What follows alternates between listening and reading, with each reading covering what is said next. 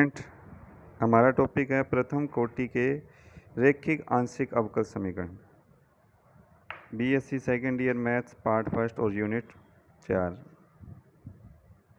तो सबसे पहले आंशिक अवकल गुणांक किसे कहते हैं, इसकी परिभाषा।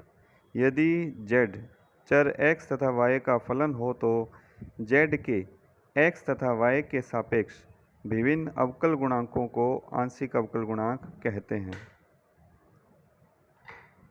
इन्हें निम्न संकेतों द्वारा प्रकट करते हैं, जैसे डेल जेड बटे में डेल एक्स, इसे लिखा जाता है स्मॉल p, और डेल जेड बटे में डेल वाई इक्वल टू हो गया q।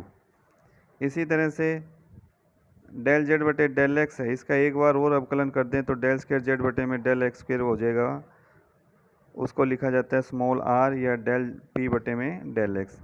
इसी तरह से q का अगर y के सापेक्ष आंशिक अवकलन करें तो डेल स्क्वायर जेड बटे में del Y square equal to del Q बटे में del Y equal to T.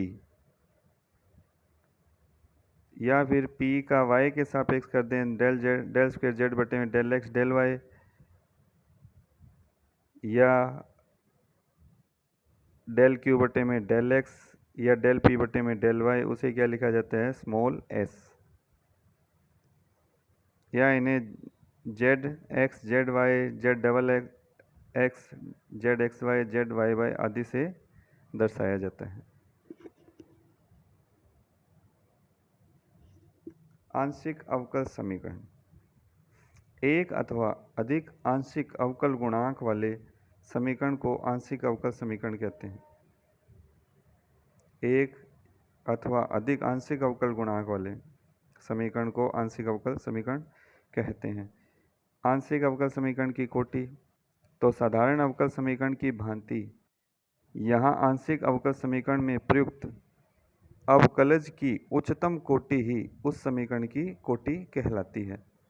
उदाहरण के लिए, यदि z चर x तथा y का फलन हो तो समीकरण x डेल z बटे में del X plus Y del z बटे में डेल वाई इक्वल टू 0। तो यह दो चरों की प्रथम कोटि की आंशिक अवकल समीकरण है, जबकि डेल स्क्वायर जेड बटे में del X square equal to del Z बटे में डेल वाई यह द्वितीय कोटि की आंशिक अवकल समीकरण है। प्रथम कोटि के समीकरण का व्यापक रूप। तो जो हमें प्रथम कोटि की समीकरण दी हुई उसको व्यापक रूप में किस प्रकार लिखा जाता है। प्रतीकात्मक रूप है function of X Y Z X comma Y comma Z comma P comma Q equal to 0।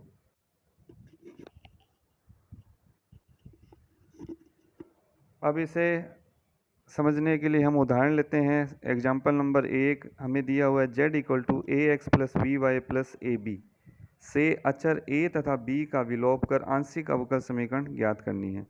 तो समीकरण दे रखी है। सबसे पहले x के सापेक्ष इसका अवकलन करेंगे तो डेल z बटे में डेल x इक्वल टू क्या आएगा, x के सापेक्ष करेंगे तो a प्लस 0 प्लस 0, तो ये हो गया p बराबर a। इसी तरह से इसका y के सापेक्ष अवकलन करेंगे तो डेल z बटे में डेल y इक्वल टू में 0 प्लस b प्लस 0, तो ये p बराबर a और q बराबर b आ गया। a तथा b के इन मानों को समीकरण 1 में रख देंगे तो z बराबर क्या आ जाएगा, p x plus Q Y plus P Q answer. यानी कि जो हमें समीकरण देगा उसका पहले तो x के सापेक्ष अवकलन करेंगे और फिर y के सापेक्ष। इसी तरह से एग्जाम्पल नंबर 2 है x माइनस ए की whole square plus Y minus B की whole square plus Z square equal to C square से अचर a तथा b का विलोप कर आंशिक अवकल समीकरण ज्ञात करनी है। तो दी गई समीकरण में x तथा y के सापेक्ष आंशिक अवकलन करेंगे। सबसे पहले x के सापेक्ष अवकलन करेंगे तो 2x माइनस ए प्लस ये 0 हो जाएगा plus 2z into del Z बटे में डेल एक्स बराबर 0। तो 2 कॉमन आ गया, वो कैंसिल हो जाएगा। x minus A plus Z del Z बटे डेल एक्स क्या होता है p, तो x minus A plus Z P equal to 0, या x माइनस ए बराबर माइनस जेड पी। इसी तरह से समीकरण का y के सापेक्ष आंशिक अवकलन करेंगे तो क्या होगा, फर्स्ट जो पद है वो तो 0 हो जाएगा और दूसरे में से 2 पावर आगे आएगी 2y minus B plus 2z into del Z बटे में डेल वाई, जिसे क्यू लिखते हैं, इक्वल टू में 0। 2 कॉमन लेके वो भी 0 हो जाएगा, तो क्या बचेगा y minus B plus Z Q equal to 0, या y माइनस बी बराबर माइनस जेड क्यू। तो x माइनस ए और y माइनस बी के मान जो हमें समीकरण दे रखी थी उसमें पुट कर देंगे, तो Z square P square plus Z square Q square plus Z square बराबर सी स्क्वेयर। तो जेड स्क्वेयर सभी में कॉमन है, ब्रैकेट में आ जाएगा P square plus Q square plus 1 equal to C square, ये आंसर। एक और उदाहरण लेते हैं, निम्न से ए बी सी का विलोप कर आंशिक अवकल समीकरण बनाती हैं। तो हमें 3 दे रखे हैं ए बी सी, अब इनका विलोप करना। तो सबसे पहले दी समीकरण का x तथा y के सापेक्ष आंशिक अवकलन करने पर x के सापेक्ष करेंगे तो 2x बटे में ए स्क्वेयर प्लस बीच वाला पद 0 हो जाएगा, प्लस 2z बटे में C square into del Z बटे में डेल एक्स बराबर 0, या सी स्क्वेयर एक्स प्लस ए स्क्वेयर जेड डेल जेड बटे में डेल एक्स बराबर 0, समीकरण 1। इसी तरह से y के सापेक्ष करेंगे तो फर्स्ट पद तो 0 हो जाएगा, 2y बटे में बी स्क्वेयर प्लस 2z बटे में सी स्क्वेयर डेल जेड बटे में डेल वाई बराबर 0। इसको और सॉल्व करेंगे तो क्या आएगा, C square Y plus V square Z del Z बटे में डेल एक्स बराबर 0, समीकरण 2।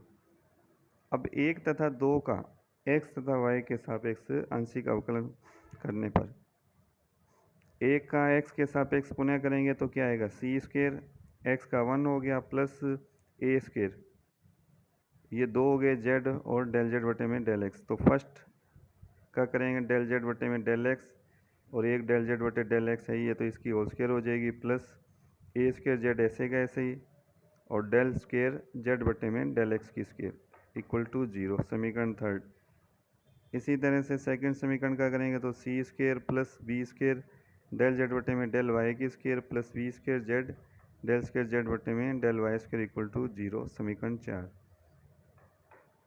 अब 1 से सी स्क्वायर बटे ए स्क्वायर बराबर क्या आएगा, माइनस जेड बटे में एक्स डेल जेड बटे में डेल एक्स 3 में रखने पर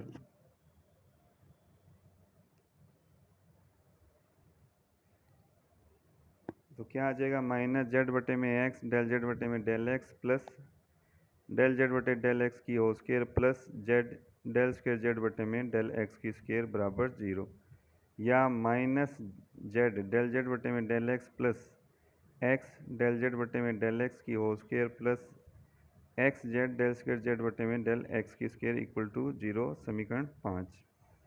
अब पुनः जो हमें समीकरण 2 दे रखी है उससे सी स्क्वायर बटे बी स्क्वायर की वैल्यू फाइंड करेंगे, माइनस जेड बटे में बाई डेल जेड बटे में डेल वाई, समीकरण 4 में रख कर सॉल्व करेंगे तो माइनस जेड डेल जेड बटे del Y plus Y del Z बटे में डेल वाई की square plus Y Z del square Z बटे में del Y square equal to 0, equation 6।